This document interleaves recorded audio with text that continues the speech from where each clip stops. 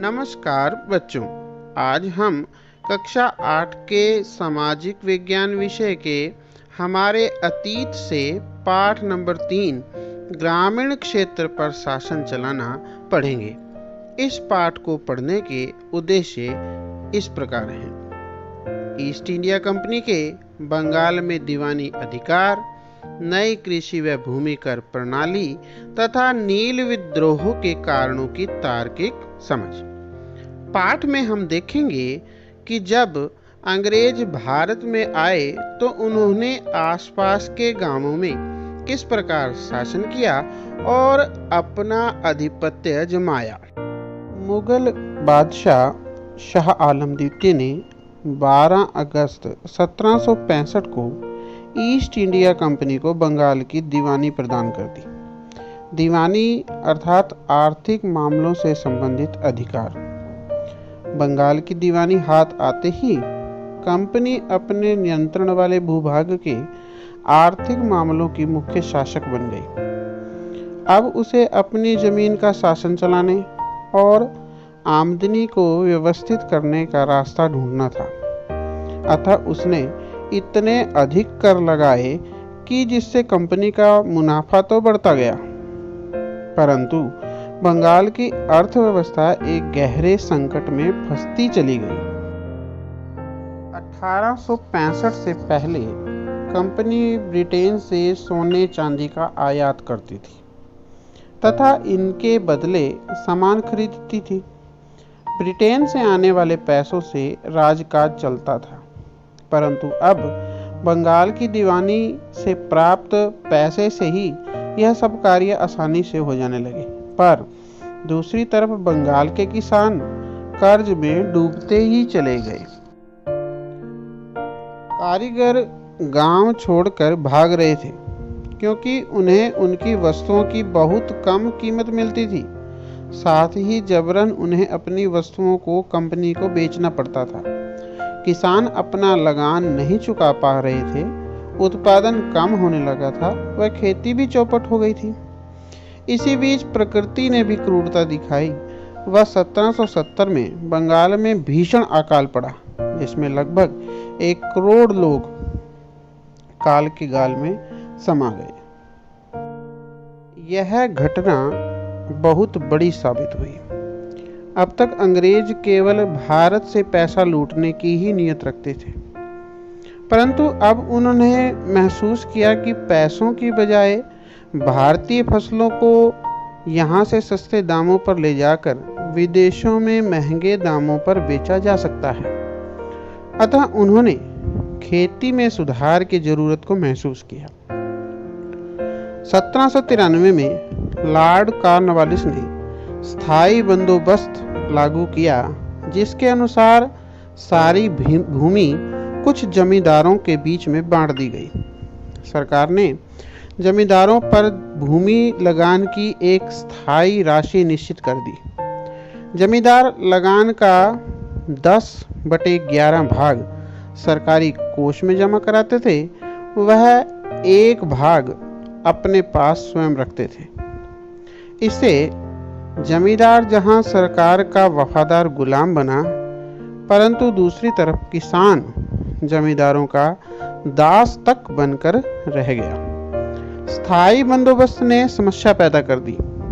Company ने इतना ज्यादा राजस्व तय किया कि उसको चुकाने में जमींदारों को भी परेशानी आने लगी। अब जो जमींदार राजस्व चुकाने में विफल होते, उनकी जमीन सरकार द्वारा छीन ली जाती थी। लेकिन कुछ समय बाद धीरे धीरे खेती में विस्तार हुआ। जमींदारों की आमदनी में वृद्धि हुई, परंतु इसे देख अंग्रेज सोचने लगे कि कंपनी को तो इसका कोई फायदा ही नहीं हो सकता, क्योंकि उन्होंने तो स्थायी बंदोबस्त के जरिए राजस्व को पहले ही निश्चित कर रखा है। इसलिए अंग्रेजों ने अब चाल बदली। 1822 में होल्ट मैकेंजी नामक अधिकारी ने नई व्यवस्था लागू की, जिसे महालवारी व्यवस्था कहते हैं, जिसके मुताबिक राजस्व को समय समय पर स्थिति परिस्थिति मुताबिक बदला जाना था तथा अब राजस्व पूरे गांव या ग्राम समूह जिसे महाल कहा जाता था उससे एकत्रित किया जाता था। यह व्यवस्था उत्तरी भारत के किसानों के लिए थी तथा साथ ही साथ उन्होंने दक्षिण भारत में जमींदार क्योंकि वहां नहीं थे इसलिए वहां पर मुनरो व्यवस्था की गई जिसके मुताबिक सीधे किसान जिसे रैयत कहा जाता था उसी से ही कर लिया जाना था। अंग्रेजों ने कहा कि वह सारी व्यवस्था करेंगे तथा किसानों को केवल किसानी करनी होगी, परंतु आय बढ़ाने के चक्कर में, राजस्व की कीमतें बढ़ाने के चक्कर में उन्होंने बहुत बड़े बड़े कर किसानों यानी रैयतों पर लगा दिए, जिससे परेशान होकर रैयत गांवों को छोड़कर भागने लगे। गांव के गांव वीरान होने लगे। तो हमने उस समय के कृषि व्यवस्था के तीनों सिस्टम को देख लिया, जैसे स्थायी बंदोबस्त, महालवारी व्यवस्था और मुनरो व्यवस्था। अब आगे आता है नील की खेती। आप सभी जानते हैं कपड़े रंगने के लिए हम इसका प्रयोग करते हैं। यह एक उपयोगी साधन है, उस समय भी था। भारत में अंग्रेजों ने इसकी खेती को शुरू करने के बारे में सोचा। अंग्रेज ज़्यादा से ज़्यादा पैसा कमाना चाहते थे, इसलिए उन्होंने 18वीं शताब्दी के आखिर तक अफीम व नील की खेती पर अपना पूरा जोर लगा दिया। इसके सुखद परिणाम भी उन्हें प्राप्त हुए कि भारतीय नील की मांग में बहुत बड़ी वृद्धि हुई। 1810 में ब्रिटेन द्वारा आयात किए गए नील में भारतीय नील का हिस्सा 95% हो गया। परंतु भारत में धीरे धीरे नील की खेती कर रहे किसानों को अनेक समस्याओं का सामना करना पड़ा। इसके निम्न कारण थे। पहला, नील की खेती करने वाले किसान को इस हेतु ऋण दिया जाता था, पर फसल की कीमत इतनी कम होती थी कि ऋण कभी समाप्त ही नहीं होता था और बढ़ता ही जाता था। दूसरा, किसानों को अन्य खाद्यान्नों को उगाने के लिए भी बहुत कम जमीन दी जाती थी, जिसके कारण उनके सामने खाने की भी समस्या आ गई थी। तीसरे, नील की खेती करने वालों किसानों की दिक्कत यह भी थी कि इस खेती को करने के बाद खेत बंजर हो जाते थे। इन सब के फलस्वरूप मार्च 1859 में बंगाल के हजारों रैयतों ने, किसानों ने नील की खेती करने से इनकार कर दिया। किसानों ने कसम खाई, ना तो वो नील की खेती करेंगे, ना कर्जा लेंगे, व साथ ही ना ही बगान मालिकों से डरेंगे। सरकार को बगान मालिकों की रक्षा हेतु सेना तक बुलानी पड़ी।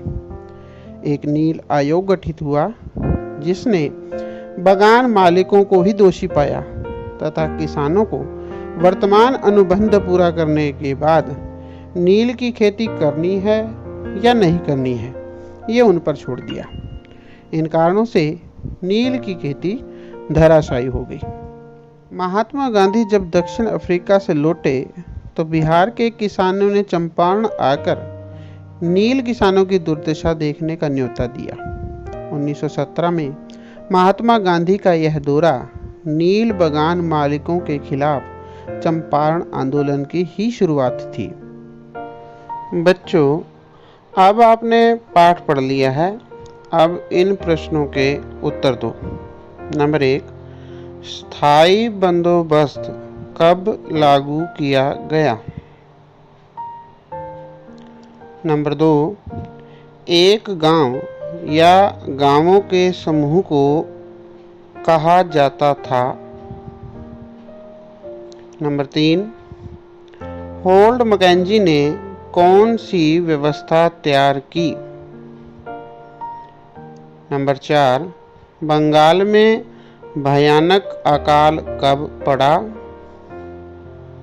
नंबर 5, चंपारण आंदोलन कब हुआ? आपने पाठ को बड़े ध्यान से सुना, इसलिए आपका धन्यवाद।